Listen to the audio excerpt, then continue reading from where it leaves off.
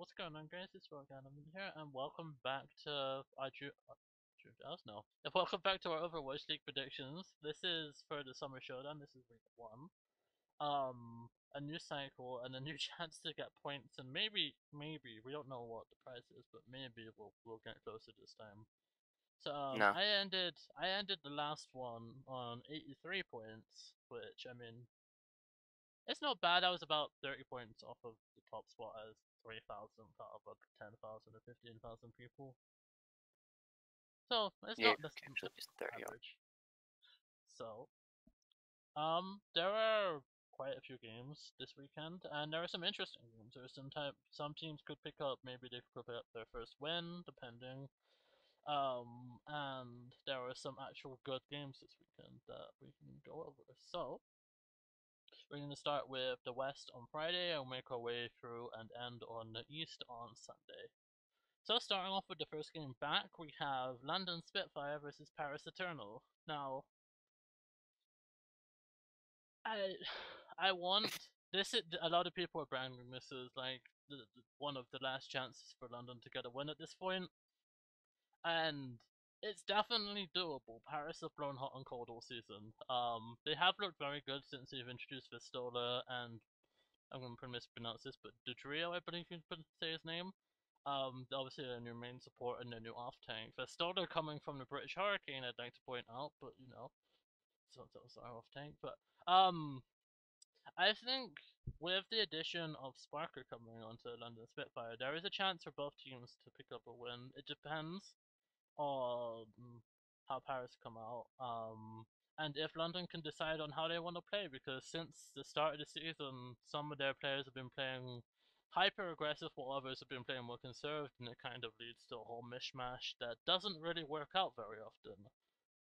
So it's a toss up who's gonna actually take this one, I think. I mean, yeah.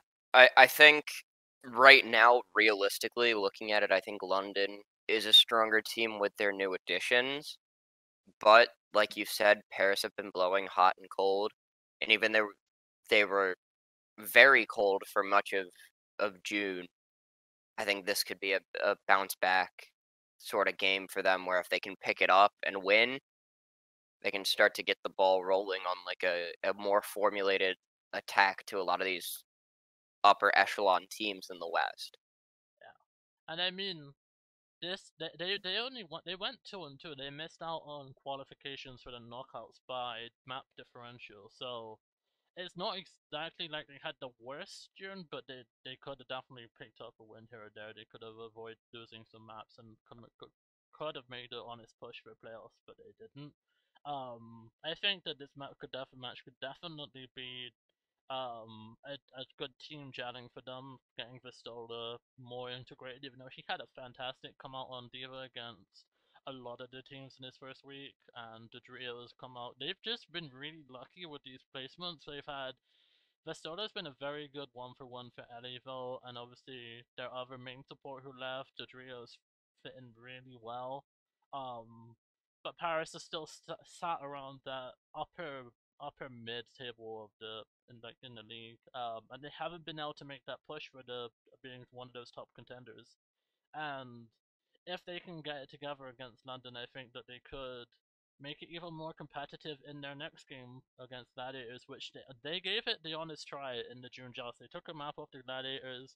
They took them near enough right the way to the end. It was 3-1, but it wasn't a beatdown 3-1, so to speak. So this is either going to be the comeback of London and the underdog story that we've all been wanting to see from them, and this dominance that this team had in contenders, and see it finally work, or it's gonna be a blowout win for Paris, and see them gel for the first time with their new additions. Being a London fan that I am going to say that London win. I don't think that it's going. I think this is going to be a 3-1 or a 3-2. I liken this to very much like the Boston game during the May Melee for London. Maybe they take the first map, they lose, or they go up 2-1, or they go down 2-1, bring it back to 2-2, and actually win it this time. But I think with these games, if they go the distance, they need to keep their head together and they need to keep a level head and play the game in front of them, not what the scoreline is. Yeah, So I think 3-2 for me for to London. I think for once, I'm gonna echo you and actually give this one to London. Not only because I think that, like you said, the addition of Sparker brings something different to the table now for London, which they haven't had all season, which maybe that's what they were missing. But being able to, mess around with that core and move people around and sub people in and out much more freely than they've been able to in June and in May could sort of start a fire for London, where Paris has been blowing very cold. They haven't looked the same that they did in May, and even though they had a 2-2, the dropping of maps and the coming out very sleepy almost has been something that's really run the table for Paris all season. Yeah. So that's the first game. Moving on to the next game, I think this game is the contender for the best game of the season. Definitely the best game in the West. I think for this weekend we have the LA Gladiators against the San Francisco Shock. Now this is your team. I'm gonna let you take the reins for this one and break down what you think. I I see this going a lot of different ways because I'm a fan of both of these teams.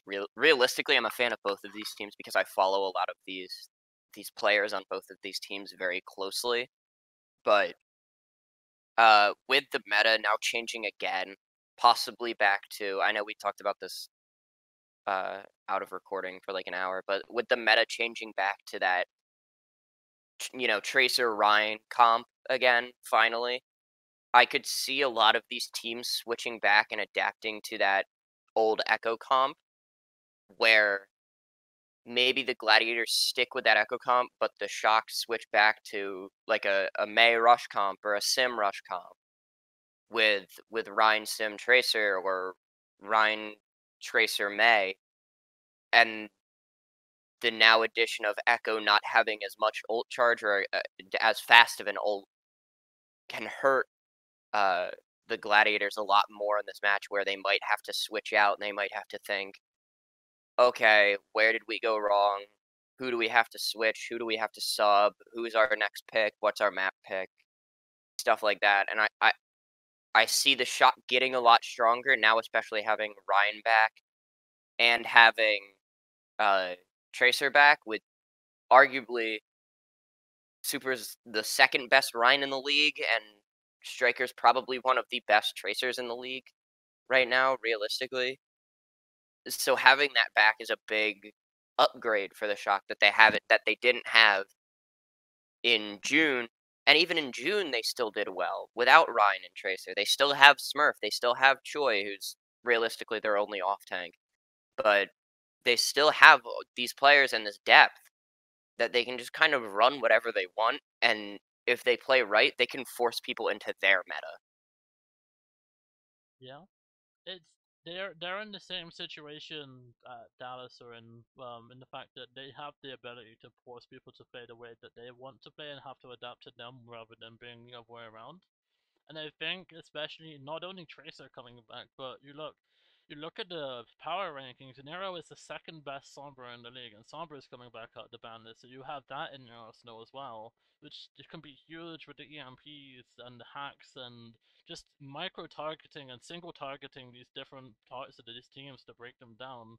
You take out Fit, for example, they're playing Dallas. You take out Fearless, you make Fearless like separated from the team like Shanghai did, then Dallas's comp just doesn't work as well. So having that ability just to have that character to shut down these vital team components could be a big difference for them, I think. Especially going in, they have their especially their tank line, who, yes, Space is a very good player, but realistically, in this season, he has been blowing very hot and very cold. If he goes back to how he was playing in May, then you target Space, and then they're already down one of their tanks, or you target another one of their tanks, their main tank, and it's just Sombra offers so much to, especially having on the shop. So I feel like the the hero pools going away are gonna benefit Shark way more than Gladiators because it could catch them out. You look at how Gladiators did in May; they went 2-2. They came out really, really sleepy, and they had to claw it back and only just missed out on qualification for May Melee. So, are they going to go back to that? Or are they going to try and repeat what their success was in June, which will be a little more harder? Because as Joe said, the Echo ult charge is a lot longer now, so they're not going to be able to be pulling off those diva bombs and getting those pushes. And Capster's value automatically goes down with that Echo being nerfed. Are we going to see? Maybe we'll see Capster adapt to a different hero. We haven't really seen him play too many different other heroes throughout the entire season, so it's going to be interesting to see what they do. Maybe they've had him playing something during the off time between the June Joust and Summer Showdown because they went out on Knockout Sunday, so they've had a little bit longer than some of these teams like Dallas, like anybody like Atlanta, for example. So they could have been practicing a different comp all this time and we're just unaware. It's just looking at this on paper, I feel like Shock are the stronger team coming out with no hero pools. Yeah, I think I think it's gonna be a 3-1. I still think it's gonna be a good game, like you said. I think, Shock Glad's battle for California is always really good, and especially this season with how strong both of them have looked consistently over the past two tournaments. I think it's gonna be a good game, but I don't think I can say confidently that Gladiators win this match. I think it goes to Shock. I think we're mirroring each other here because I'm gonna go 3-1. I think it depends if gladiators haven't been practicing any kind of new comp without without a different comp without Echo. I think that this could also be a 3-0 because they could just be caught flat-footed without any tactics to fall back on if Echo doesn't work for them.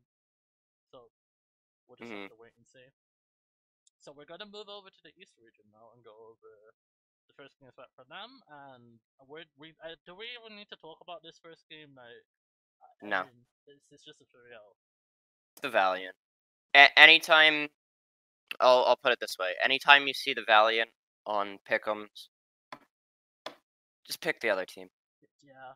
I mean, you could maybe give them a map here and there depending on how that team's been going. Like, we had that one upset with Philadelphia, but I think that's going to be the exception more than the norm.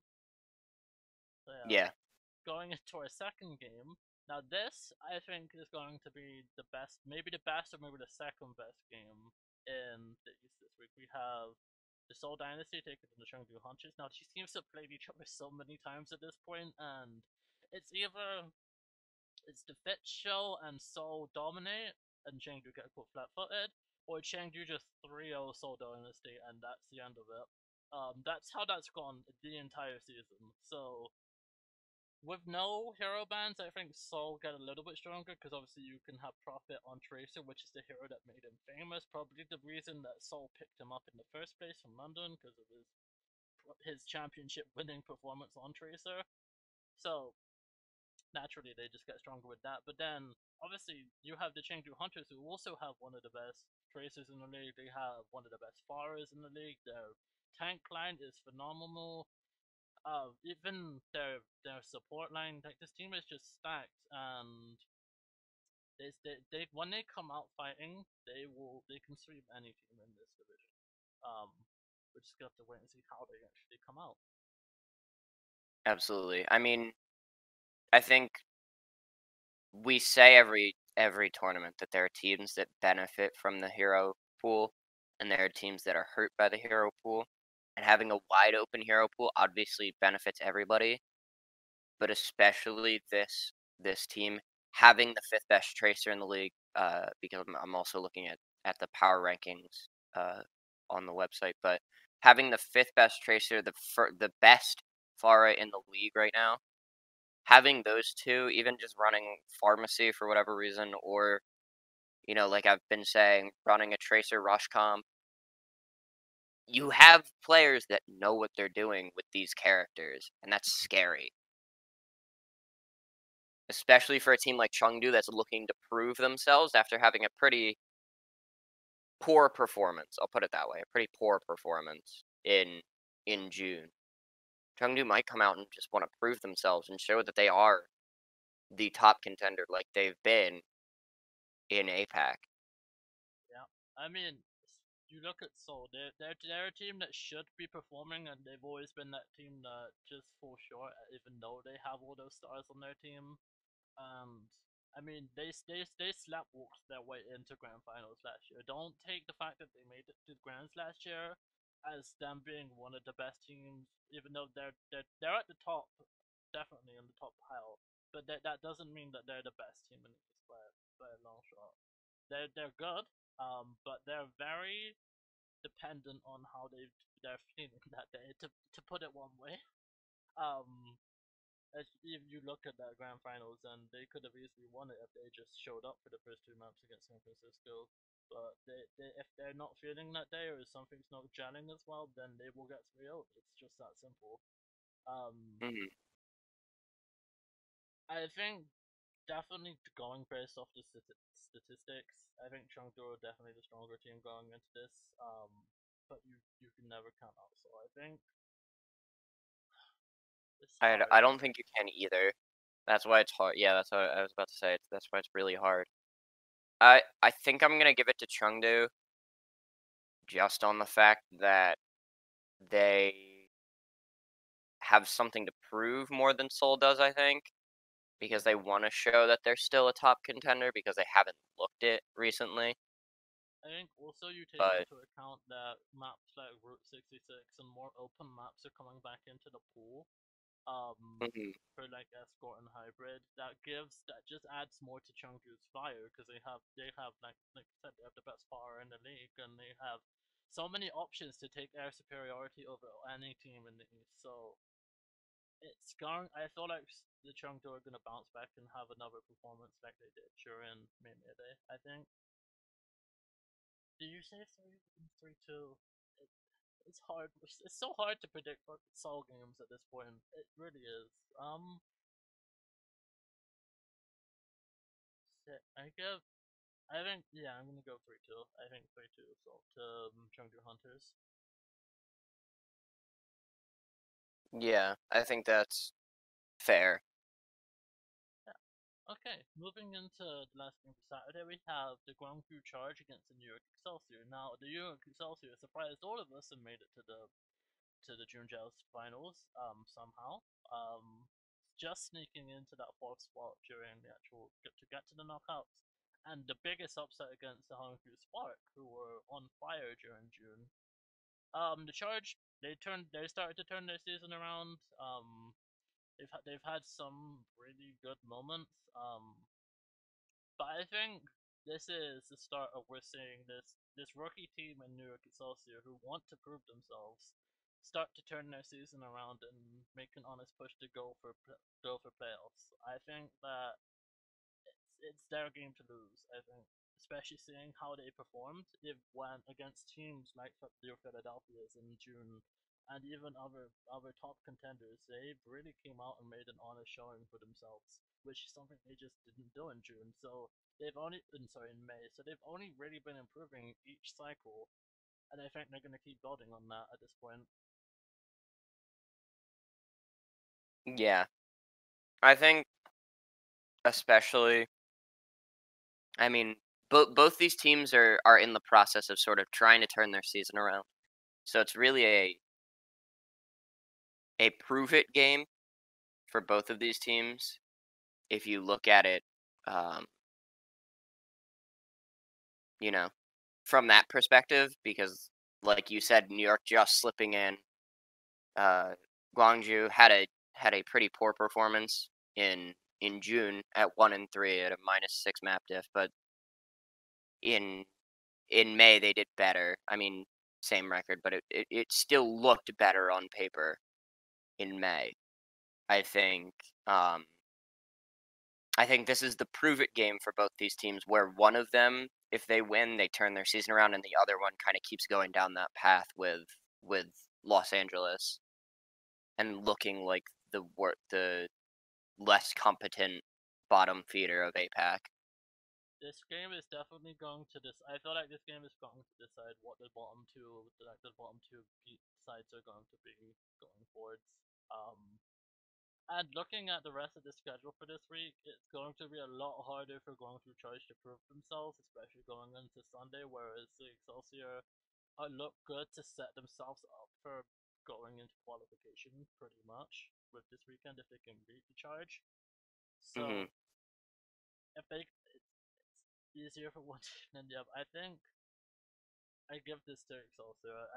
From you have the experience in Jonah, you have all of their rookies, their rookie tank line proving themselves, and that interchangeable Right. DPS line who have been done really well and really showed what they were capable of against the Hangzhou team who were hadn't dropped a map, hadn't lost a game at all. They were 4-0.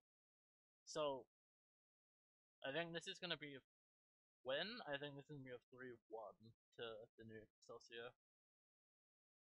I don't know. I'm between a 3-1 and a 3-0 at this point because if, like we say, XL comes out and kind of, pushes hard and gets to their what they need, then I think they don't let up, don't give in on um, Guangzhou, and they don't even get a map. But Guangzhou could look at this team, say, well, they're mostly rookies, and sort of pick off those weak links in New York's armor. I'm more attuned though to a 3-0 here. Alright, so we're gonna move back over to the West region now, starting off. Oh god, this game. Anyway, um, we have London Spitfire against San Francisco Shock. This is probably the game we've both been waiting for this entire season, even though we both probably know which way this game is going to go. Hmm. Um, I I mean, want. you can go ahead and break down London, and then I'll talk about Shock I think. if you want. I. I think there's a chance that they could get a map, maybe. Obviously, it depends on how good Sparker comes out. If he's as good as he was in Contenders and as good as everybody's been hyping him up to be, he can be that huge playmaker that Shax has been for this team. A lot of people point to Shax as being that individual playmaker. Like even if your team around you is not good, he's able to get them in, get those checkpoints, get those control points, and get some maps on the board. And I think if Sparker can do that, and if he can get some good team chemistry with Blase or Hybrid, I think that they could put up a fight. I'm not going to say they're going to win because even as a London fan, I cannot honestly sit here and say that they're going to somehow beat the world champions. But there is always a chance, I guess, in any sports that there is going to be an upset. I'm just not brave enough to predict it at this point. So, On my end, like you said, if Sparker proves himself, and I think the Paris game will be a proving moment for him to see how he comes out. If he comes out cold during that Paris game, the Shock will eat him alive. Like, I hope anybody who sees this realizes this. Sparker's coming out of Contenders, yes. The British Hurricane are probably arguably the best Contenders team of all time. But he's coming up from the best Contenders team and facing off against arguably the best Overwatch League of all time. Overwatch League team of all time. If he plays anywhere not at a top level, having Superback, having Choi, having Nero playing whatever Nero's going to play during summer, even possibly playing Tayo for the first time this season, if they feel like they can, they will eat this team alive if they do not come out at their best. Because Shock does one thing very well, and we've seen it against Atlanta. We saw it against Dallas last week or 2 weeks ago before knockouts. We saw it in May, most of May, honestly, we saw it. They find the weak link and they just eat away at that player until the rest of the team kind of falls into that same weak link position. And if you show any weakness against the Shock, they will jump on it. All of them will jump on it. So this London team, if they even want to take a map, have to come out at their best. But the Shock have consistently come out at their best every week. Especially, again, another good example, the week against Florida, where they speed ran Florida after everybody hyped up the Mayhem and said they're one of the best teams in NA. If you don't come out at 100% and the Shock come out at 100%, don't even think about taking a map off this team. And that goes for every other game that they play for Summer Showdown. I think that echoes throughout the whole of Summer Showdown and the rest of the season for the Shock. I think the scary thing about this as well is with how aggressive, hyper aggressive Hardy is being from being disconnected from his team. Somebody like Super can exploit that very easily. Yeah, Super can just ground him every single time. Yeah, Because if Super plays with team and Hottie charges and Super charges, they go on the ground, Super doesn't get punished, Hottie gets shot by Violet on BAP, or gets shot by May, or gets killed by Striker's Tracer. and I think another big thing that needs to have changed and needs to have been worked on micromanagement, like this new assistant coach spoke about for London in his brief interview. They need to look at their support's positioning and their mortality. Is it my mortality? Is that what I'm looking for? Just how often they can stay alive. Because in these important fights, Reaper and Calyx they're just non-existent, and it's Yeah, impossible for your tank line and your DPS line to stay healthy if at the start of the fight every single time your Mercy's you're dead, the two your of them are Path's getting dead. picked off. Yeah, it's Yeah, yeah. I want to say 3-1, but my heart says 3-1 to shock. My mind says 3-0, and so yeah. I'm I completely. I think realistically, I know I just kind of tore into London. Um, I think realistically, London could take a lot from this game and learn a lot Oh yeah, because again, you have basically the same players on London playing the same heroes as Shock players. Take Kellex and Ripa playing BAP and playing Mercy, or playing BAP and Lucio. You can take from the best BAP in in the league, or one of the best BAPs in the league, and you can take from one of the best Lucios in the league and translate that and say, okay, how do they play? How can we mirror that? And how can we do better at staying alive? How does Violet get out of situations where he should die and stay alive through that situation? Or how does FD God get out of a situation where he should be dead and should get picked because he's so far forward and live through that? How does Super stay alive so long on Reinhardt and keep his shield up and know when to charge? Versus how can I learn to get out of a situation like that and play with my team for somebody like Hottie? So I think it's more of a learning situation for London this game. I don't think I don't think they have a chance realistically. I think they should take it as another learning experience and keep going on this rebuild. yeah. If you can just garner all the knowledge that you get from these teams going out from this year, going and then go into season 5, as long as they keep the same roster, please can't keep the same roster, otherwise it's gonna be the same situation. Because this is the second year that they've done this at this point.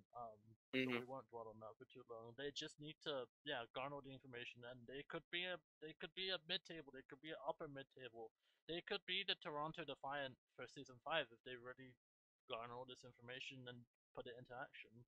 But yeah, 3-0 is basically the boot section to go for here. Maybe 3-1 if you're feeling brave. 3-2 if you're crazy, but London won't win this, I don't think. No. Alright, speaking of that upper mid table, we have the Florida Mayhem against the Toronto Defiant. Now, Florida have been sitting in that upper echelon, in that just outside the top 6, whereas Toronto Defiant have kind of been the gatekeeper, I would say, of the top half of the table for this entire season. If you can beat Toronto, then you're pretty much solidified as a top side. if you're not, then you need to start reassessing what you're doing and go back to the drawing board. Essentially, that's how I've always seen this Toronto team, especially from what they've done this season. Right. And I think both of these teams are the definition of the gatekeepers of the upper echelon of the standings. They both sit at 4-4. They both have basically the same map diff. They have the same, or basically the same map uh, record. They have they're basically the same team at this point. Just Florida happens to be 1 point ahead of Toronto.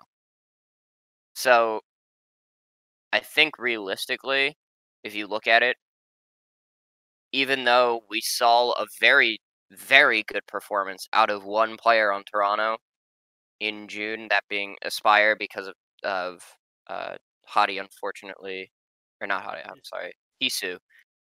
Hisu, unfortunately, not being able to play for a lot of June because he was ill. Um, that obviously doesn't continue through the rest of this season. Aspire will probably be gone relatively soon, and Hisu comes back, even though Hisu is one of the best McCrees. I just think Florida has more, I don't want to say depth, but it has more team composition where it's not individual players doing well, it's the whole team doing well together and figuring out ways to play well to everybody's strengths. And like you said, with when we talked about Chengdu and Seoul, the inclusion of a lot more open maps coming back, we we forget Yagi's also one of the best Pharas in Overwatch League. Like he knows how to play Pharah, and if you give him an open map, I'm sure we'll see Pharah more often, which is terrifying for teams, especially like Toronto, who don't have somebody that can sort of get in the air and challenge that Pharah. I mean, I McCray, obviously, or Widowmaker if they play Widow, but you don't have people that can challenge that Pharah, and then if it's not working, he just switches to, again, one of his best heroes, he just switches to Tracer. So I think there's a lot more team chemistry in Florida where I think Toronto depends on certain players having good games and carrying them through to a win. Yeah, definitely. I mean, you like you were saying with the team chemistry, you look at each of their duos, and they both function together like almost perfectly. Their DPS, like one of the best DPS doings in the duos in the league. Their tanks can be good and can be bad, but mostly they've been good so far. And I mean, their supports, they keep themselves alive and they keep themselves in the fight, and that's one of the reasons we saw them get third place in May Melee. Um, and I think a team that can work together like Florida can, it's easy just to pick off. Like you were saying with San Francisco and London, it's easy for the Florida Mayhem to just see, maybe even it's like the opposite. You can see who these stronger players are and take them out of the game right away. So then you just have the weaker players, and you can just win those team fights consistently over and over again. So I think Florida, they're the favorites. I don't think they could easily choke. They've choked so many times in the past, and Toronto have come out very strong against a lot of these teams. They took them out right away after the San Francisco shock, and they did the same against the Houston Outlaws. They just can. They have a good performance and control, and it all falls apart. Which is why I'm thinking this is going to be a 3-1 rather than a 3-0. But it could equally be a 3-0 if the Mayhem come out and really take it to them on that first control map. But I think I'm just gonna stick with what I've seen, and I think it's gonna be the same. I think Toronto will take map one, and then it'll be all Mayhem from there on out. Yeah, I think I agree with that because I think Florida won't have a same situation like I talked about with when they got kind of steamrolled by shock. I think they won't have that situation where maybe they'll come out a little sleepy. They did well, but they didn't do too well in June, and they've had time to think about it and sort of reflect on it. and they might come out and say, "Oh, well, Toronto, they also didn't do too well. Maybe we don't have to worry about them as much." And then they'll realize, "Oh, we should probably kick back into gear and sort of get back to what we're used to." Yeah. So I think we're gonna. Do you want to talk about this one? This honestly could be a win for the Vancouver Titans. I think It could be. Boston came out and they looked good for the first half of June Giles. I don't know what happened from there on out. They kind of capitulated in the knockouts. I think that. Let's just quickly double check this. I think they only just made it into. Yeah. Yeah, they barely squeaked in. They beat out Paris because of map diff because they had a +3 instead of 0. So obviously with this more open hero pool coming back, you can't really say it benefits the Vancouver Titans because they've not taken a single map this entire season. I don't think, or maybe they've taken 4 maps this entire season and they haven't taken a map since May. So Yeah. the hero pool doesn't really matter to how this team performs. It's just there's some management level, coaching level, players. Something's not working with the team, and it's not because of the heroes being banned. So yeah, you know what? 3-0. I think Boston get the win here. Yeah, I think we need to talk about it in the fact that it could be a shocker for Boston, but I don't really think we need to talk about Vancouver because I think they still have a lot to work on at this point. Yeah. All right. So moving. Actually, we'll finish the West region and finish up in the East region. Uh, so we'll go over to the Paris Eternal versus the Los Angeles Gladiators. Now, this was the team that knocked out Paris from being able to get into the June Giles knockouts. So this is kind of like a revenge story at this point, and Paris, honestly, they didn't even look that bad going up against Los Angeles. And with a more open hero pool, you can have anybody, you can have, and literally this team opens up so much to being able to adapt. And like I said with the London Mhm. team, it just depends on how these new integrations go. But if this goes the way that we think it's going to go with London beating them, will they really come out and have that same fire they did when they were trying to make the knockouts in June?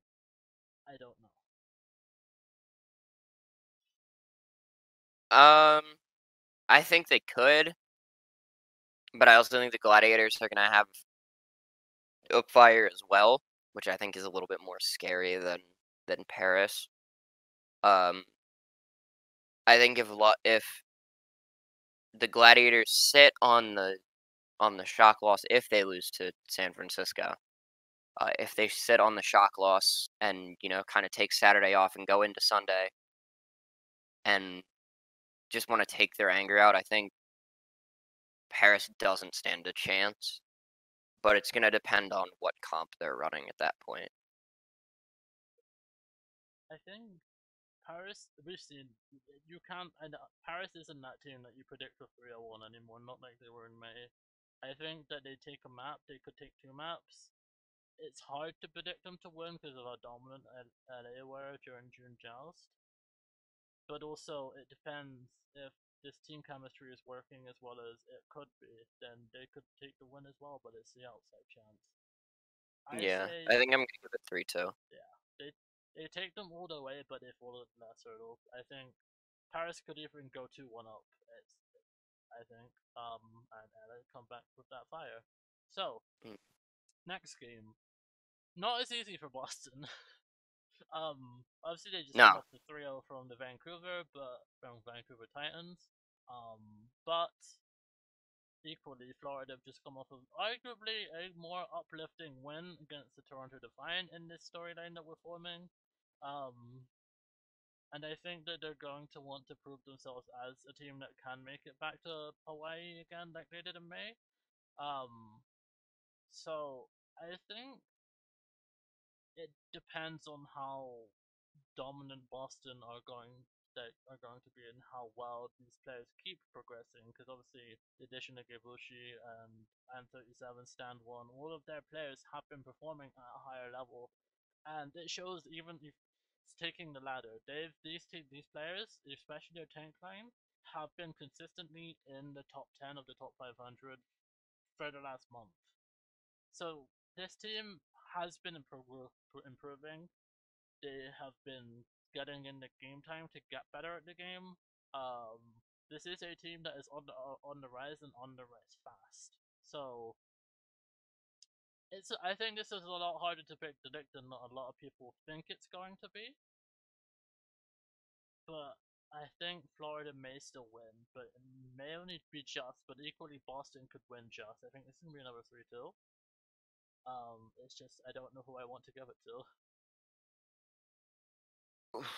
It's tough. It's definitely a 3-2. In my head, it's a 3-2. It just comes down to that DPS battle, I think. I think realistically, it comes down to the DPS battle. Who does better, Yaki or I'm 37? And if I'm 37 comes out and plays well, I think Boston takes it. And if Yaki comes out and plays anywhere like he was in May, then I think Florida wins it by a landslide. I think I want to give it to Florida just because I just hyped up the fact that they're very uh, Versatile. team contentious, but I could also easily just see Boston come out and catch Florida sleeping. I'm gonna go through to Florida. I think,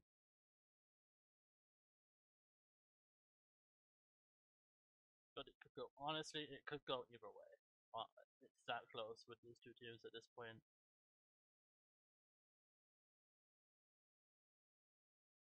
Yeah. All right. I don't think we need to really talk about this last match. If you want an easy 6 points, and this is the way to There you get it. go. Yeah, exactly. Alright, so finishing off, we have right away. We have the next double points game. We have the Hangzhou Spark taking on the Seoul Dynasty. Now, if you were taking this in May, if you were taking this in season 3, you would think, oh yeah, Seoul take this easily.